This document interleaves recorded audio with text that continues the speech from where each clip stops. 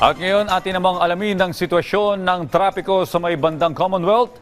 May report ang ating kasamang si Denise Osorio live. Denise?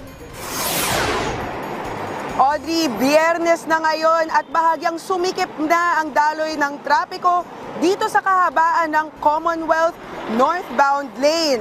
Sa southbound lane naman, maluwag-luwag pa ngayon umaga mula Elliptical Road patungong Fairview. Pero dito sa northbound lane, yung patungong Quezon City Circle, ipit na dahil sa morning rush.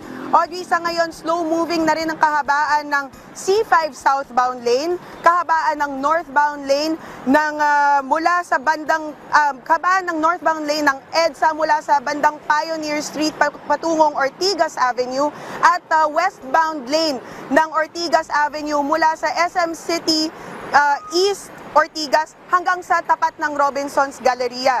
Kanina, Audrey, mayroon ding banggaan kaninang 5:34 ng umaga sa kahabaan ng Katipunan Avenue sa tapat ng Ateneo. Pero cleared na ito, subalit tuloy pa rin ang trapiko doon sa Katipunan Avenue dahil that's the usual mornings. Yan ang pinakahuling update mula rito sa Commonwealth. Audrey? Maraming salamat, Denise Osorio.